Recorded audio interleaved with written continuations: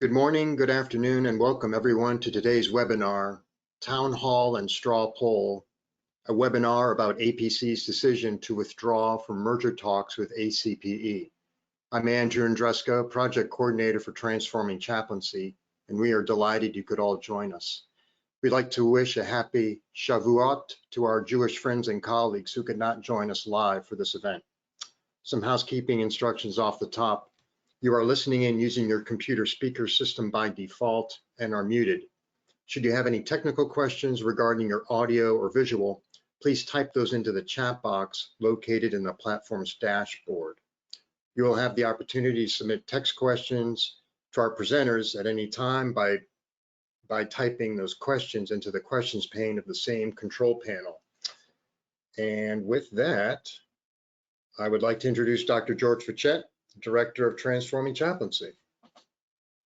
Thanks, Andy. Appreciate all your good work in helping us get this set up. We have over 300 people registered, and hopefully we'll have a large number of those folks joining us live for the session today. But as Andy said, the session will be recorded, and we'll make it available to anybody who's registered for it. As Andy said, I'm George Fichette. I'm in the Department of Religion, Health, and Human Values at Rush University Medical Center and Director of Transforming Chaplaincy. Today's webinar is co-sponsored by Transforming Chaplaincy and the New Vision Caucus. Andy, show us the next slide, if you would. The New Vision Caucus is a group of APC members. I want to emphasize that. It's a group of APC members and our professional colleagues who value APC's contribution to professional chaplaincy, but who also feel that the decision to end the merger discussion with ACPE was a serious mistake and demonstrated a lack of vision and leadership. The New Vision Caucus is working together to bring new vision and leadership to APC, including supporting new members for the APC Board. You can contact us or join us by emailing us at new.vision.caucus@gmail.com. Let me say that again, new.vision.caucus@gmail.com. We recognize that APC has no history of its members engaging in public organized disagreement with a decision of its board. Because of that, some of you will feel uncomfortable with what we are doing, and others will just disagree with us. Some of you will note that all of the participants in today's webinar are white, while 4 of the current members of the APC board, including the president and president-elect, are Black. And you may ask what role racism plays in our dissent. We're open to being in dialogue about that. However, we believe it's not racist for APC members to hold their leaders accountable for their decisions, and that's what we are doing. Now let me introduce Kelsey White, the moderator for today's webinar. Kelsey is Assistant Professor and Chaplain Researcher in the Department of Patient Counseling at Virginia Commonwealth University. Kelsey, I'll turn it over to you. Thank you, George. Before I introduce our panelists, I want to note a little bit about our time together today. We've gathered questions that you've submitted from our Google form, as well as those that have been submitted through email. We've scanned through other questions asked of APC at the roundtable. We've looked at other questions that have been brought up verbally in other conversations and communications. From all of that review, we developed this town hall. What I'll do is I'll be presenting our panelists with the most central questions gathered from all of those sources, one at a time. We also think it's critical that we hear from you. And so what we've done is developed 5 straw polls to gather your input live, to show you the results live, because we believe your opinions are important. Those will occur throughout the webinar and between panel discussions and questions. So before we do that introduction, let's do our first poll so we can find out who's gathered here today. The question's appearing on your screen. We want to know who you are. Are you an APC member, an ACPE member, an APC member and an ACPE member, a member of another spiritual care organization, or a professional colleague. So take a moment to weigh in your vote.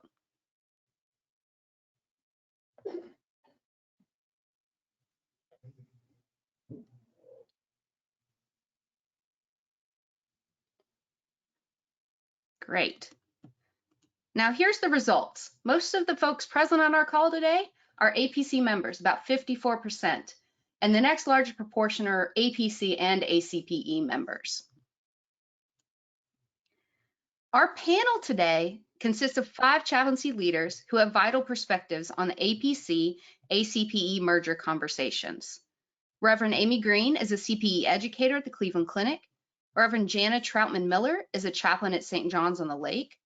Reverend Ron Oliver is the Vice President of Mission and Outreach at Norton Healthcare.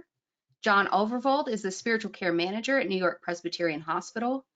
And Reverend Melissa Walker-Luckett is a CPE educator and manager at Children's Medical Center in Dallas. I'm going to let each of these folks kind of share who they are and their role that they played in the APC-ACPE merger conversations. Amy, why don't we start with you? Hi, good afternoon, or wherever we are. I was the chair of the board of ACPE from 2018 and 2019, and was at the beginnings, sort of beginnings of the talks about merger. And I think that's the main reason I'm here. Do you want more? I'm not supposed to say more than that right now. No, that's great. Thanks, Amy. Jana, we'll go to you now. I was the certification commission chair starting at the beginning of these conversations, and so was on the executive committee for APC Board. And then in the last year and a half of the discussion, the executive teams committees began to be a part of those discussions. So the last year and a half, I would say, I was in on the conversations. And then at the last, I was on one of the work groups that was working on naming the new organization and where the where headquarters would be located. Thanks. Ron? Yeah, hey, good afternoon, good morning, everybody. I was president of APC from 2018 to 19, backing into the merger. There have been other efforts at merger, but this most recent one, which started with APC in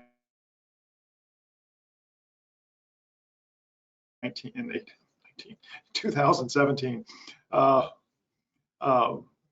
I wrote that plan as a part of my MBA capstone project, and then presented that and led many of the conversations, or co-led many of the conversations until we brought in the La Piana consultants at the end of 2019.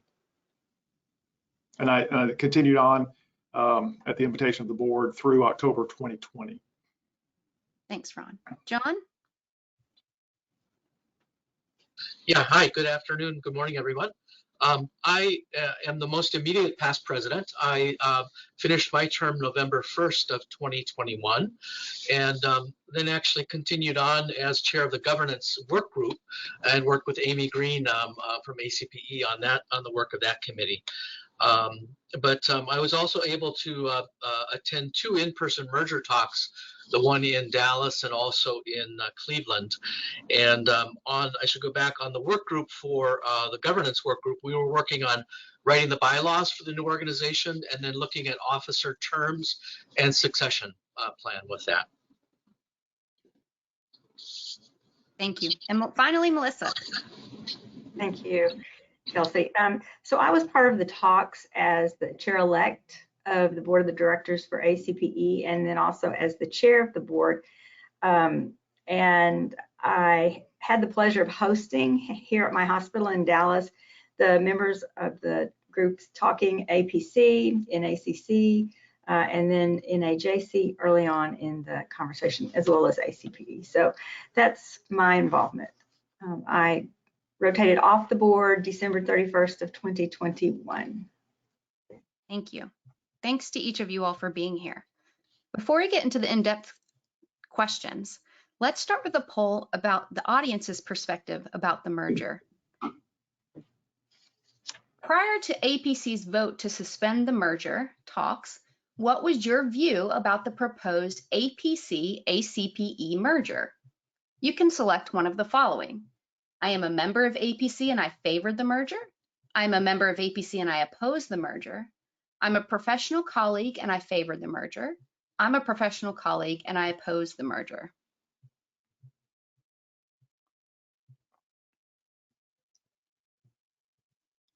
Give everybody a second to respond.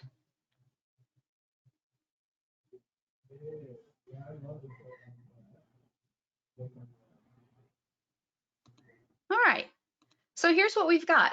It looks like most folks on the call are actually members of APC and favored the merger at 69%, or were professional colleagues in favor of the merger. So let's get into our first question. And this is a question for the entire panel. Whoever would like to jump in and respond first, please feel free. In 1 to 2 sentences, why would you say the merger between APC and ACPE was important?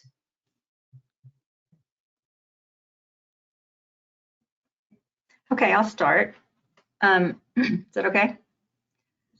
So I think that why it was important is that this merger could have brought us together under one umbrella, allowing us to collaborate with one clear voice, one clear process for entrance into the profession of spiritual care as a provider, whether that person was a chaplain, a counselor, or an educator. So I think that's probably the most important one, to give a good, clear process for entry into the profession. We could have offered better service to members of both of our organizations with the discipline of spiritual care, and some hold membership in both, as we've seen. We could have offered services to smaller groups in spiritual care that have less infrastructure, and we could have supported them. And we could have advanced spiritual care through greater recognition of the value of chaplains and the value of counselors and the value of educators in the discipline of spiritual care. That's my opinion. I echo all of those as well, Melissa. For me, it's that idea of us being able to be under one mission, vision, and values, so that we could work together on what the standards for spiritual care should be, how that we educate people around those standards, and how we hold them accountable to those standards through competency and through professional ethics.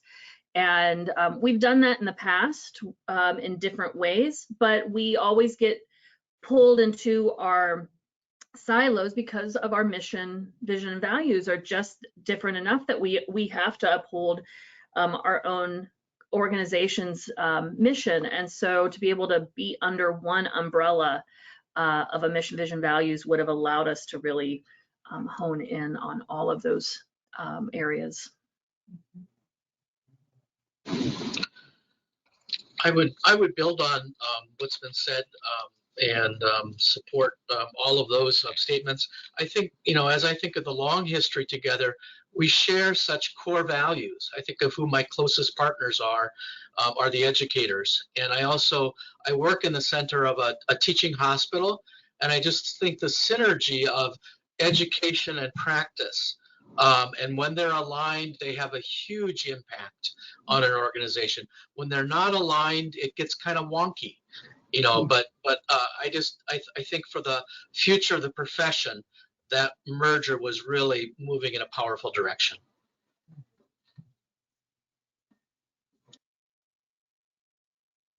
You muted, Ron. And while you unmute, I'm just going to say, to me, it reminded me of Horton Hears a Who. If we don't all speak up in one voice at the same time, nobody's going to know who any of us is if we don't change together quickly, because the world is changing fast.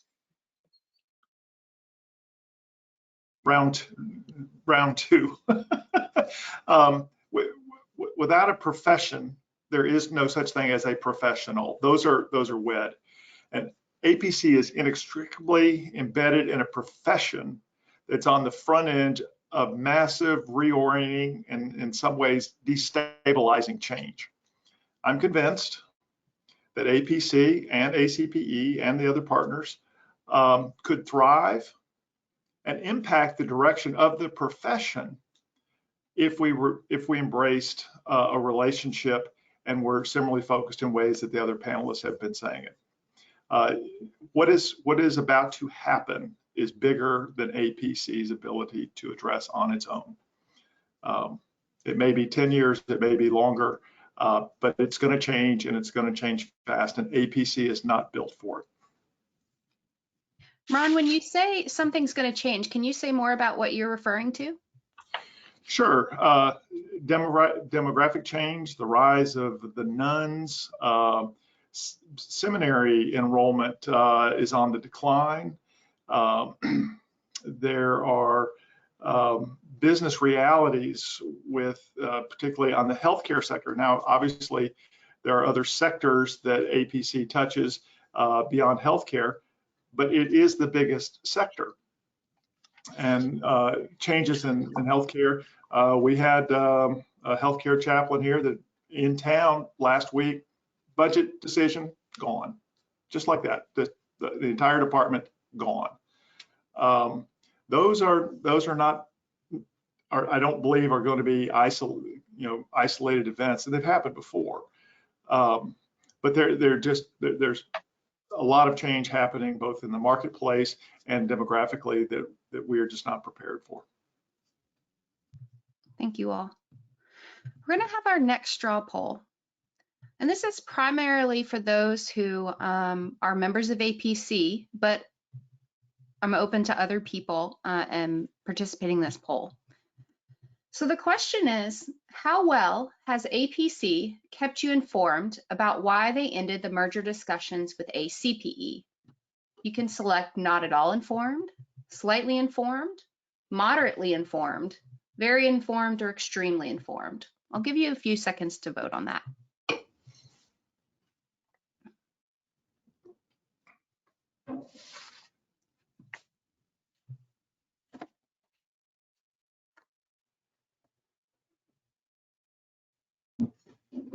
It looks like a majority of our respondents are in, and here are our results. It looks like most folks believe that APC kept them slightly informed to not at all informed among those folks here. So in talking about communications, let's move on to our next question. The APC board minutes on December 9th state that the board asked questions of the consulting lawyer about the possible merger. The lawyer said that the board's fiduciary responsibility was to the assets and reputation of the entity, not to the profession and not to the members. Let me repeat that. The APC board minutes on December 9th state that the board asked questions of the consulting lawyer about the possible merger. The lawyer said that the board's fiduciary responsibility was to the assets and reputation of this entity, not to the profession and not to the members. That was the same meeting in which the APC board voted to suspend merger talks. Could someone please speak to the nature of fiduciary duty for a nonprofit organization, or to what the financial state of these two organizations were at the time? And perhaps for this question, we'll start with the folks that have the APC relationship. Ron, Jon, and Jana. Sure. Let me get us going with that. So fiduciary responsibility is very important to the APC board's decision. It was used in its statement where it said the reason it pulled out. It cited fiduciary responsibility. I went back and did a search. It's used in virtually every, the term is used in virtually every correspondence with membership after the vote to withdraw. And interestingly, in the minutes, that statement is the one that's memorialized. There's not much else in the minutes of December 9th except that statement. Clearly, it has weight. Fiduciary responsibility, that is an interpretation of it, but I don't think that that is the only of available interpretation of fiduciary duty. I mean, one could argue, as I have in other places, that to prepare the organization for the future is a relevant exercise of fiduciary responsibility. Partly what APC said is that APC is a solvent, strong, independent, nonprofit organization with no forecasted financial or legal problems. So their scope of focus was on essentially the here and now and the near future, as I read it, and that's their words.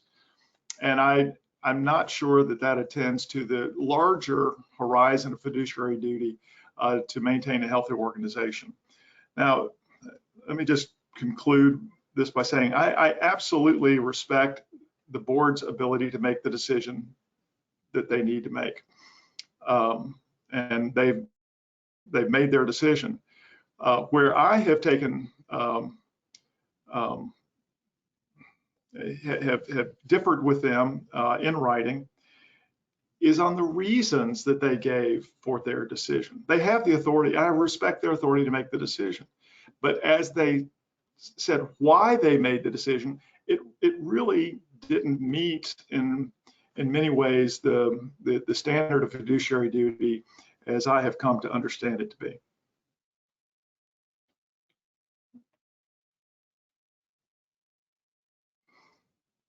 I don't know if, do you want to go ahead and hear from, I don't know what order to go in. I just know that really surprised me a lot that came up at all, because it seemed related to other comments about worrying about the ACPE's financial state. And that was really a shock, because it's in very, very good shape. And so that was a particularly confusing reason from my perspective.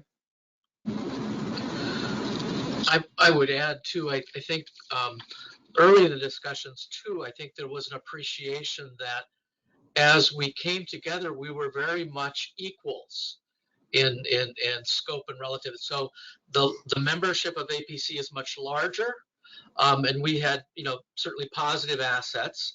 ACPE had even significantly more assets, was very strong financially. And so we felt in some ways we came together as equals in that. And it was really from a position of strength that we were anticipating the future. So certainly the financial piece was not really a consideration that I saw as threat in any way whatsoever. Interestingly too, I think we used in APC often an organization called Board Source that sort of was a place to provide education to nonprofit associations.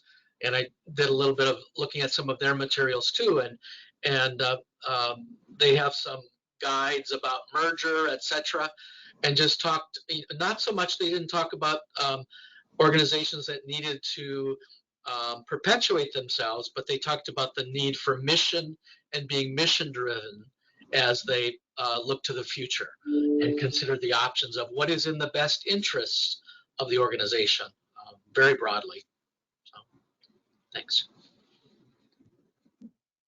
Thanks, guys. Does anyone else have anything they would like to add? Just on the pure finances of it, and this is all publicly available, ACPE has about $8 million in endowed funds. APC has less, but in terms of cash on hand, APC typically runs between 80 and 100% of cash on hands, which means they have enough money. If you stopped income today, they could run as they are for an entire year. Both organizations are financially strong and solvent. They both had audits to look at, look in all of the corners and closets to make sure there was no financial peril that one would face by joining with the other. All of those came back clean. This wasn't a concern over fiscal irregularities or problems. That's nowhere on there. Now the President and President-elect have cited concern over raising of dues in a merged organization. I'm very familiar with the numbers. I'm not quite sure why that would be the case, particularly given the financial strength of both organizations. If anything, over time, expenses should go down, not up. So that confuses me. I'm not saying that they're wrong. I'm just saying it confuses me. The bottom line for fiduciary duty as used in the publications and in comments by the leadership is that they felt like they could do what they were going to do, what APC needed to do without ACPE. I disagree. I think others disagree, and that's where we started in terms of what could happen for the good of the profession. But it goes to some very narrow interpretations of, in my view, of what fiduciary duty is, and if you will, a lack of curiosity to entertain other angles of vision on what fiduciary duty means. So Kelsey, I would like to add. Hold on just a minute. I want to jump in. Jana was actually present in this meeting. Jana, is there anything else we should know with regards to this conversation and the way in which fiduciary responsibility was communicated? Truly not. This was, it was those words exactly, that it is to the organization itself and not its membership. And there were some questions around the mission piece. Is it all to the mission? My question I raised is then, is there truly never a opportunity for a merger of equals with this definition? And it was stated that they've not seen it very often. Our lawyer had not seen it very often. So, but that doesn't mean that it doesn't work. One of the things that I was just going to comment on as well is in speaking to a colleague of mine who is has had a lot of experience with boards, both as running organization with boards, nonprofit boards, being on them, being chairs of them. When I talked about this definition of fiduciary responsibility that was given to us, he said that it was really surprising to him because he really had not heard that definition in many years. It was such a, in his terms, a very old school way of viewing fiduciary responsibility. He said, especially when not considering membership, it was a way for the old boys club, so to speak, to be able to do what they needed to do for what they felt like for the organization without considering the diverse needs of the membership of an organization. So in many ways, it kept down minorities within the group and the other vocal voices, and to be able to just do what one felt like they needed to keep the status quo of an organization going on. Thanks, Jana. I'm actually going to transition us to our next question, Melissa, and perhaps you can jump in there and share. The next one is, would ACPE come back to the table for conversations if APC would be open to furthering merger talks? And I'm going to let Amy and Melissa speak to this question. Well, true to ACPE's governance and our value for each member having a voice, my answer to that question would have to be decided, or the answer to your question would have to be decided by the association and the current board. Not one person can speak or two people can speak for the association, but rather the association speaks for itself, and the board and the leadership respond to that.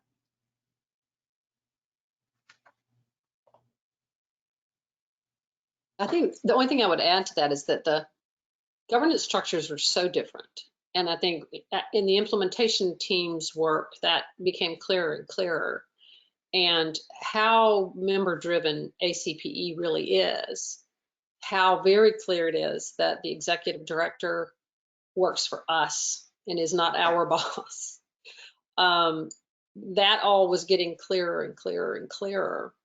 So I think that Melissa's exactly right. Nothing would happen without the will of the people to go back to the table.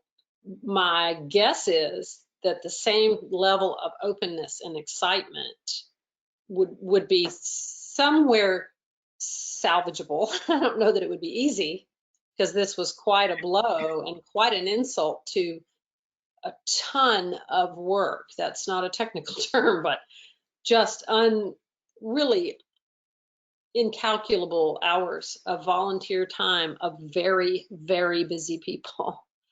So it might take a while, but it might take, I don't know, but my gut tells me I wouldn't rule it out. But I think until we had the will of the people and we had a much clearer conversation that was system-wide among both populations of members of how different these governance cultures are, I think that would be key. To follow up, are there certain questions or things that you're hearing from ACPE members about these conversations? Mostly surprise and disappointment, and mostly shock, just they thought things were going so well and they were. So the same shock that people are, I'm like, you're surprised. I was at the front of the bus. I didn't see it coming. So mostly surprise and disappointment.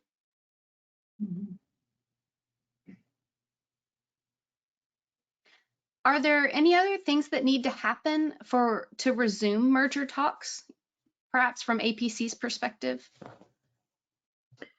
I think one of the things that I think has been really dissatisfying for folks looking for answers as to why this happened is there is no smoking gun. There is not one thing that happened in those last few days that needed to change the course of things. And so I think personally, I feel like APC needs to really get at the heart of it was fear. And even in the roundtable discussions, Jon named this the idea of the different cultures and how we function, and that idea of the educator being above the chaplain somehow, and that we just couldn't get around that. And I think that the issue there is not so much that phenomenon is real, but that there is a fear of it. It's not a real threat, it is a perceived threat. And until APC can really wrap our heads and our hearts around why we still have that perceived threat, this merger talk could not continue, because we will always, that throughout the discussions these last few years, that perceived threat has always been what would rise to the surface. And we would put a Band-Aid over it. And I take responsibility for that as well. Instead of us really digging deep into what our experience of that fear was and what we were perceiving as the threat, I know my own impatience with those questions and with those fears would gloss over it. And we put a Band-Aid on it until the next time that threat felt like it was coming up again. And so those last few days, that last few months, that Band-Aid was ripped off, and there wasn't the momentum to put a Band-Aid over it again or to look at it again was just not there. We didn't have the mechanism for it. And I do know that it had been suggested in the board, I think by somebody that resigned, that to invite a third-party mediator to work with both groups. I think not only both groups, I think a third-party mediator needs to work at least with APC on its own to get at the heart of this fear and the perceived threat that made this happen. I'd like to say, as an educator, I'm really disappointed that this was such a big piece of it. And I can also, quite honestly, knowing the history, can see why some people would be fearful of that. I mean, I can. I'm a part of a new generation, and there is an even more flexible generation coming. Also, there are educators who work for board certified chaplains as their director. So it feels sad to me, and it feels like there does need to be some healing that can't happen in a boardroom or can't happen anywhere other than within someone's own heart and consultation and in work with others. And I feel really sad and disappointed. I mean, I'll give you that. I can see where some people would feel that way, and sometimes life takes courage.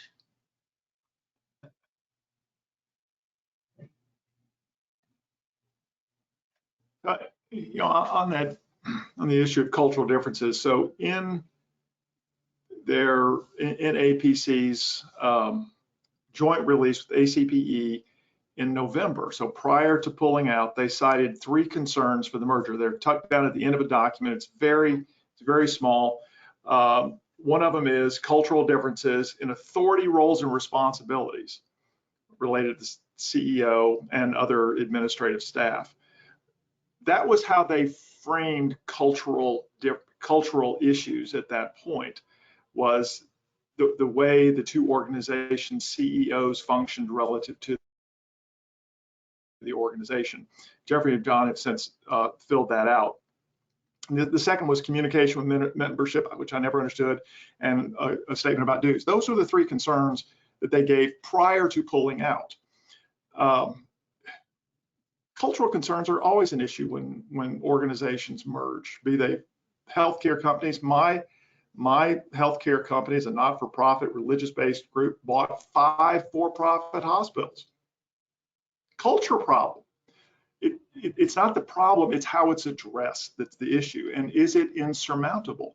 And I believe that it wasn't, because you had people on both sides who were committed to the well-being to the success of a great vision. And if that is the bottom line commitment, usually pretty good things will emerge out of it. There'll be some skint knees along the way, but that's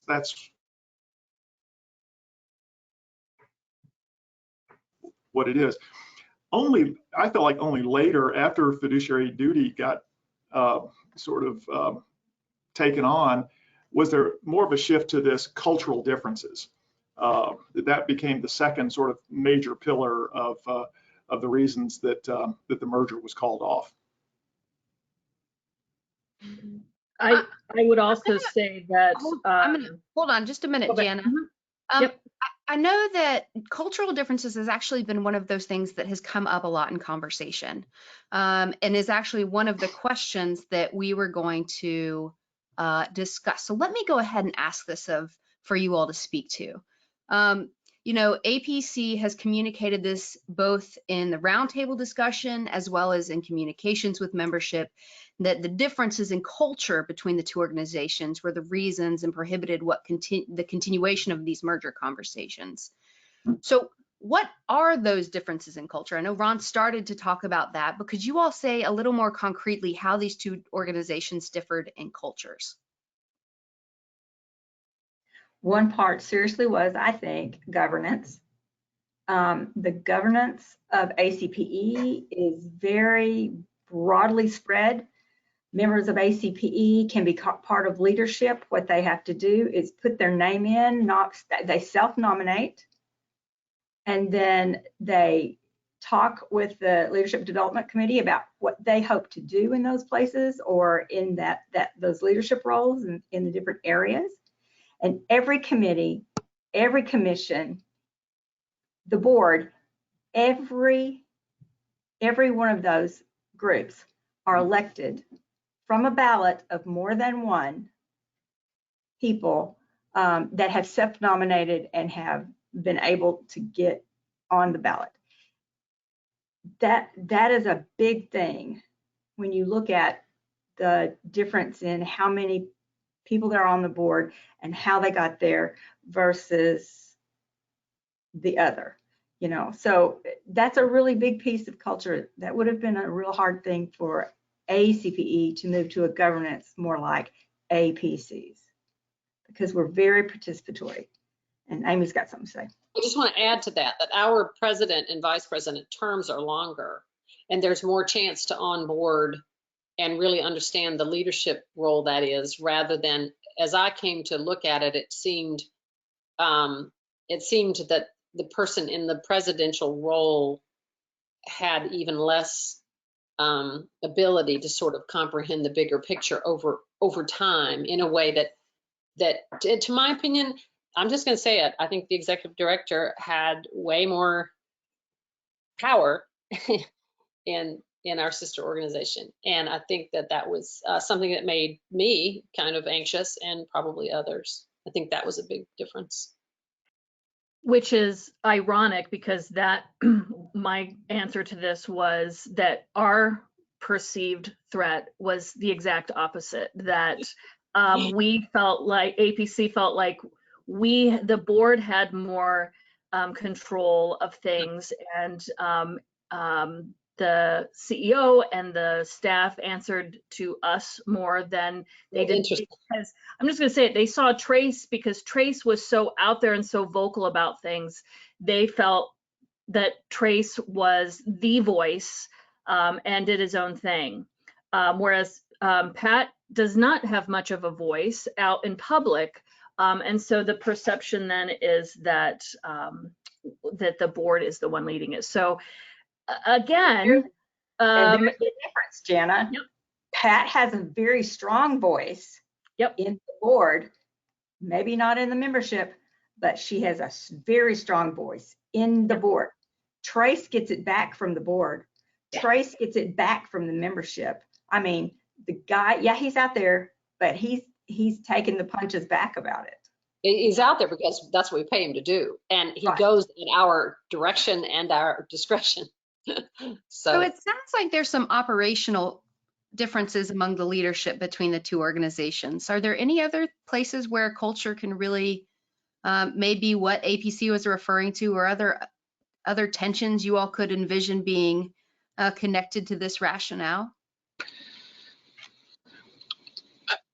I have a sense that in the conversations that we were aware of the differences, but there was a commitment to sort of, we knew that the next 2-3 years would be a challenge and we would have to negotiate some things. But I felt there was a will and a desire for the greater good for that to happen. And as Ron says, there's always a culture difference in a merger.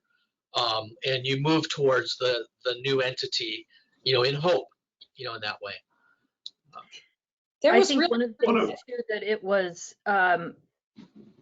again, in those last few days is the, I've heard, I think at the roundtable, I think I heard Jeffrey say that, we got this information, and the information that we were getting led us to, make these decisions, whether it had to do with governance or finance or culture. But for me, one of the really sad things about it is we had work groups around all of those things that were still doing our work. And we had another week to put together a comprehensive recommendations for how to move forward. And those comprehensive recommendations never got to see the light of day.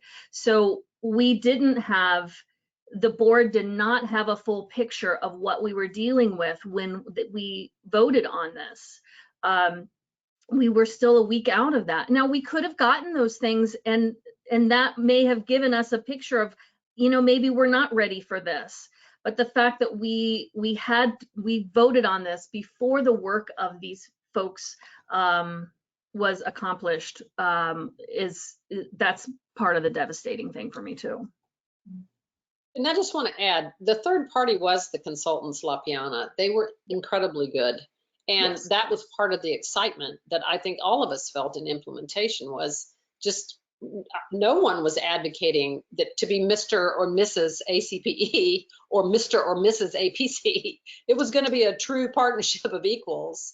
And La Piana was getting us there. I mean, they had some really creative solutions to some of the governance differences that weren't so big that they were insurmountable. They were kind of exciting. And so yeah, again, that's what the big sort of shock was about the Friday afternoon phone call, because it was just like, what? And we had been going along so well. So I agree with Jana. There were so many things that were still very much in process that if they could have just gotten out into the light of day, might have dispelled most of the fears that seemed to be at the root of the decision. I'm going to launch us into our next straw poll. As you all have heard from some of our colleagues here as well as elsewhere, there have been some resignations from the APC board since this decision had been made. Whatever the reason may be, there have been some open vacancies. And so here, this is where our next poll comes from. What is your view about filling the vacancies on the APC board? I am an APC member, and members should vote to fill vacancies. I'm an APC member, and the board should make appointments. I am a professional colleague, and members should vote to fill vacancies, or I'm a professional colleague, and the board should make appointments. I'm going to give everybody a few minutes or a few seconds to respond to that.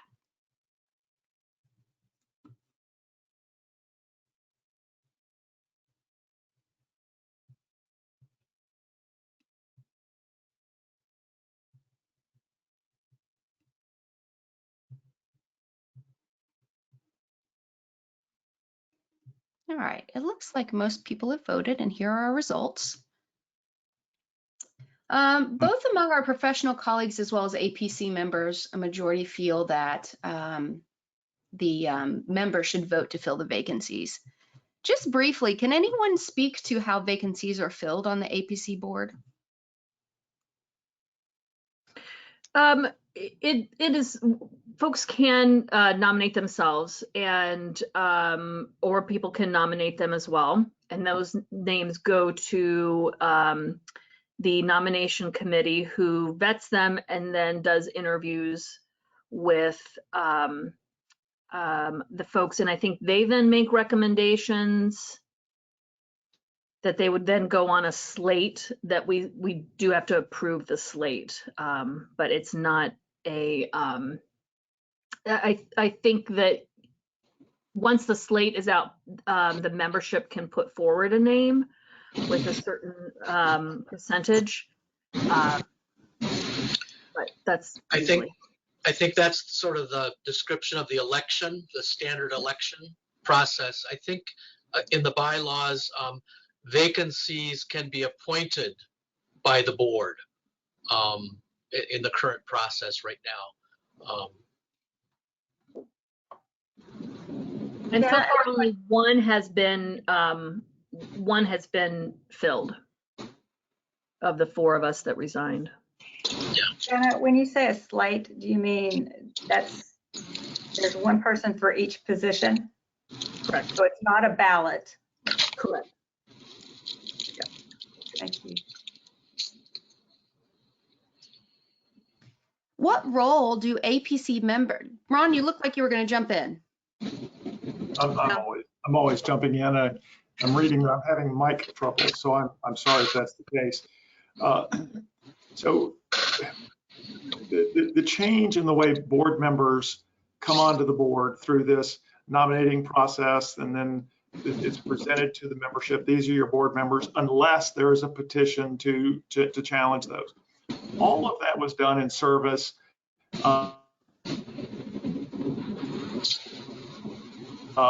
stabilizing. You didn't have people coming in who didn't have any experience, didn't have any background, that maybe came with their own agendas. And it was a way to settle that process and to really, if you will, just sort of stabilize who was coming in. The point I'm wanting to make is the entire governance structure, in my view, is purposed to provide stability and to avoid change or shifts in change. It happens very slowly. And in one sense, the governance is doing exactly what it's designed to do to prevent radical change. Now, it sort of begs the question, if radical change is needed, how does it get accomplished? And the structure, the governance structure doesn't lend itself to accomplishing that. Which kind of leads me to my next question. What role do APC members play in decisions made by the organization or made by the board? And how could they play a role, ideally? Well, this is definitely where, as I have reflected since leaving, that I need to take responsibility for as well. That I was a part of I allowed this. I was part of the problem to not engage people when it came to the APC board. In certification, I was constantly engaging people. We had to have feedback. We had to hear back and make changes and adaptations along the way for the people who were coming in for candidates and the people who were working as the committee members. And so if we could find a way of having that sort of real-time kind of feedback for the whole membership as well, not just for BCCi, I think that could be very helpful, because BCCi became very nimble, and we were making lots of changes based on direct feedback, and it had to be timely. And we didn't do that with the board. And again, in the roundtable, Jeffrey said we were protecting our membership. I don't know what we were protecting them from.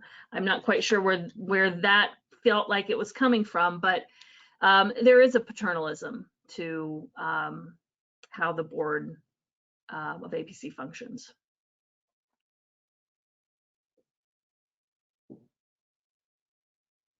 Any other comments? All right, well, with that, I'm going to launch our last poll.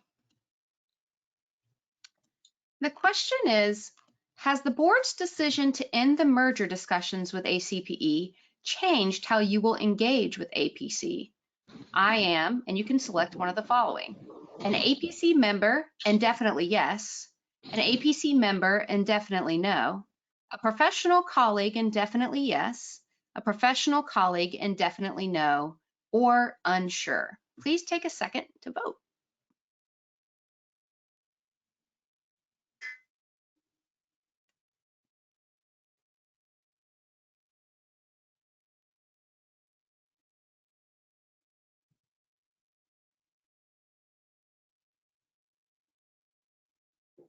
All right, it looks like we've got most people's votes in, and this is how our results broke down. It looks like there's the largest proportion of folks here that have said they are unsure, but the second largest are APC members who say yes. And then among the professional colleagues, most say it will definitely change that relationship. If you are one of those folks that said you're unsure, I would invite you actually to type this into the questions pane. You can click down on questions, and what I want you to type is unsure hyphen, and then why you're unsure, what you still need to know, what else you need to learn, or what else is keeping you from not knowing what that means for your membership or your relationship with APC. Just because we'd like to hear from you and we think your voice matters. With that, I'm going to turn it over to George for some closing remarks. George? Yeah, thanks, Kelsey. And thanks to the panel for spending time with us, providing insights about the decision and its implications for our profession. I want to kind of join Kelsey in saying we want to hear from people, So in addition to kind of putting your comments in today, again, the email for the caucus is new.vision.caucus@gmail.com. So please send us your thoughts, your ideas, your perspectives. Kelsey, friends, you know, the straw poll, I think, has been helpful. We see a large proportion of the people who are here with us today, at least 2/3, actually feel like they were in favor of the merger. They feel like they haven't been well informed about why the merger broke down. They feel like the members need to be consulted about filling any board vacancies. So we need to actually get more information from more APC members about this, but I think the initial information we have is suggesting that the perspective we have in the new Vision Caucus, that decision that the board made was a mistake, is a perspective that may be held by many of our members, and we would like to kind of continue to work with members to help the board understand that mistake and to provide new leadership on the board to revisit and find vision. I think what we've talked about why the merger was going to be important is that the kind of challenges that professional chaplains in healthcare and other sectors are going to be facing in the next 5, 10, 15 years are going to be substantial, and we're going to need really imaginative, visionary leadership to help us address those challenges. I spent a lot of time with chaplains all around the country in my role as Transforming Chaplaincy Director, and I am really excited about the energy and creativity and vision that's actually happening throughout the country in our profession. But our organization is not actually helping bring that energy, bring that vision, bring that creativity together, helping us share best practices with each other, helping us innovate new models for delivery of spiritual care. So I can't be more excited about where we are with professional chaplaincy, but I'm concerned about the leadership of our organization and really feel like it's just not helping that energy come together and kind of address the challenges that we're going to be facing. So again, new.vision.caucus@gmail.com. We want to hear from you as we try to help the organization build on the wonderful vision creativity that's happening in the profession. Kelsey, how did I do? Not bad, wrapping it up, and I've left 2 minutes according to my clock. So if anybody on the panel has a closing thought, or you, Kelsey, but thanks to everyone for today's session. Could I just say one last thing? Of course, Amy. We'd be disappointed if you didn't. I just want to say that there, in that whole period of years of these conversations, I was new to I was not around personally. I was not personally involved in the other 2 times that it collapsed or whatever. I had no feelings, I had no knowledge, firsthand knowledge or experience of that either way. There was not one single moment of bad intention, bad blood, misunderstanding. It was one of the most pleasant things I've been through. It was worth putting in my personal, very, very, very spare time because it was just so much fun, and it was so exciting to think about our future together. And so the things that George and others have talked about are what we need to be doing to survive as a community. We were getting there. So when you hear that there were these fears and dangers, not among the people who were there, I just want to be really clear about that. Not among us who were there. There was no fear. It wasn't like we had our blinders on. We were talking about the real issues. We weren't wallpapering over the real differences. But we weren't scared about it, and we weren't paranoid, and we weren't accusing one another of any kind of power play. And the camaraderie and the good intention was palpable throughout the process. And I just want to be really, really clear about that. Amen. Yep. Agreed. Thank you, Amy. I think we're at the top of the hour, friends. We probably have to wrap up, but keep your eyes open for messages from the caucus about our activities and plans for additional webinars. And we'll be in touch with you all. Thanks so much. Thank you. Bye. Thanks. Great to be with everyone. Thank you.